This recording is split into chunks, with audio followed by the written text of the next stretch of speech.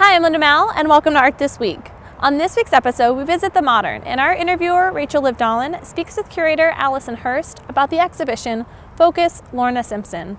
Now for Art This Week.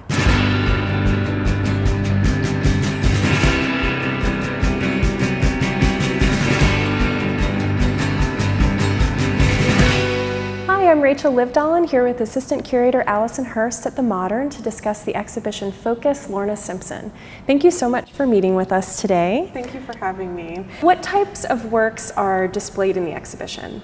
So we have several new paintings in this exhibition, and we also have a collage, a small work on paper. The paintings actually came out of Lorna's practice of collage. She's primarily known as a photographer, but she got interested in collage about 8 years ago. And so out of those collages she's been creating for the 8 years, some of them have transformed into paintings.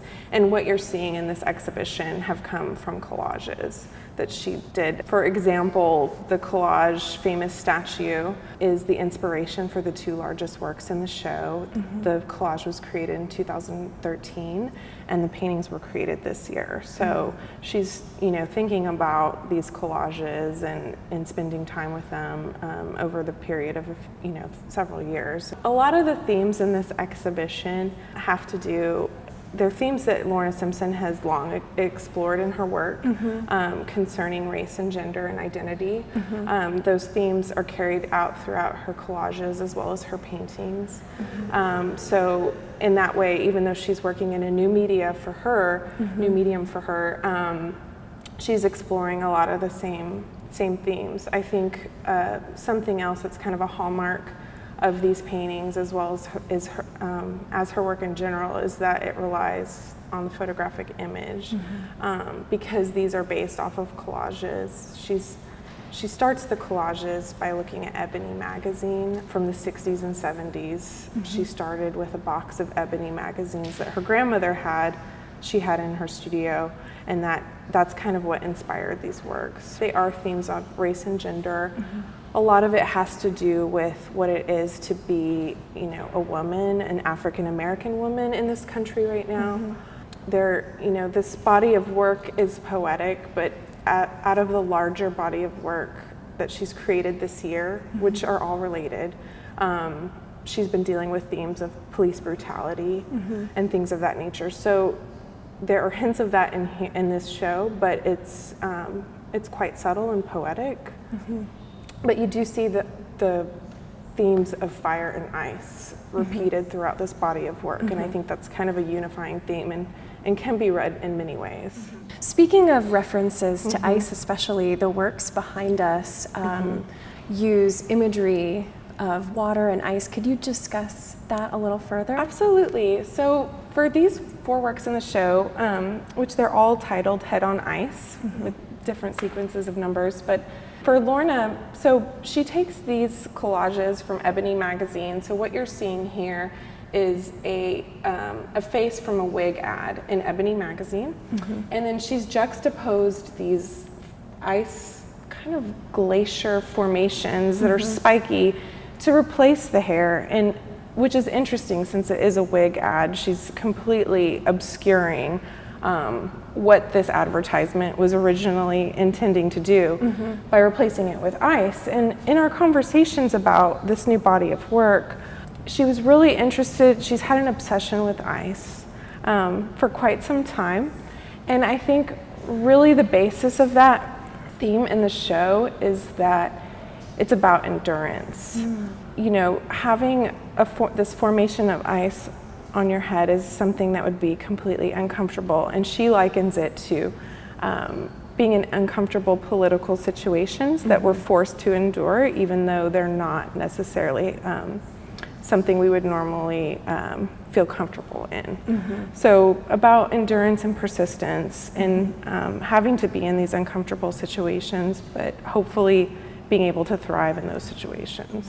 So some of the source material is taken from Ebony magazines. What other sources are the photographic works taken from? A lot of, especially in some of the earlier work that she's done this year, not necessarily a lot of the work that's in this exhibition, but because a lot of it did have to do with, a lot of her recent work has had to do with police brutality. So she has taken images from AP as historic images and current images. There was a piece she did this year called Detroit Ode to G that was at her show at Salon 94. And I think it's important to mention because I feel that work echoing throughout these works, but they used AP images of riots from Detroit in 1967, and to kind of make a connection to the present. In that painting, there's these giant billowing smoke plumes from the riots, and while those type of issues aren't necessarily as highlighted in this exhibition, there's volcano plumes in this show, which I feel has a direct connection, just in more of a kind of obscure way.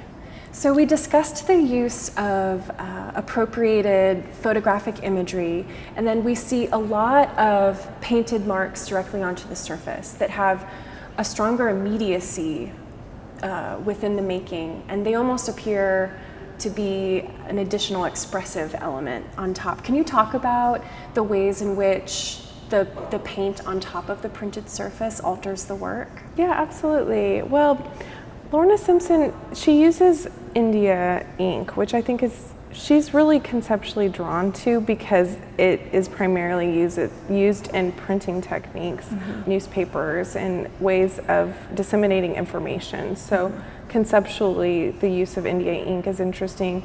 She really likes it too because it's loose. She feels like working with it is like magic in a way. She can't really control the way it pools and the way it spreads across these, silk screen panels. She just really likes the freedom and immediacy of it. And I think, not as the artist, but as a curator, I just think it really highlights the images and transforms them in a way that is her own. A lot of her work, including her photographs, have to do with questioning the way images are perceived. So I think it's really interesting because she is taking these appropriated images and silk screening them, but then she is, kind of melding them into her own, turning them into something else, kind of, prodding at the way this image would be perceived normally. Like, for example, this one is two images juxtaposed on top of each other. It's a nebula it's the negative of a nebula, and then this architectural structure.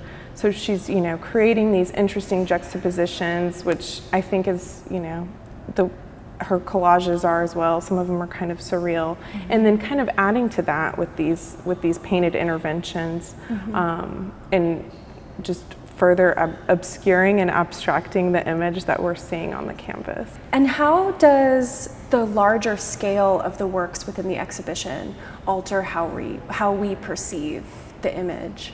Well, I think it's really interesting, and this is something her and I spoke about when we were planning the exhibition, especially in regards to the famous statue dam, famous statue volcano, the two largest works in the exhibition, as well as the collage that started it all. These paintings are the largest paintings she's ever created. They're 12 feet tall. They feel very visceral to me. They're consuming, they have this immediacy that I think the collage has too, but the collage, is a much smaller scale. It can be intimate. But we really liked this connection because a lot of the themes in the work have to do with they're both public and private. And so having these connections between something that can feel very intimate that only one viewer can look at one time, being the collage, and having these really large visceral paintings, such as the two famous statue paintings, as well as Black Nebula, just really have this kind of overwhelming aspect to them because they are towering. And especially with the figures, I feel like it does have a very visceral connection. Well, thank you so much for chatting with us today and giving us this insight into the show. Thank you so much for having me. We want to thank Alison for speaking with us. For more information on the exhibition, go to themodern.org. That's it for Art This Week. Thanks for watching.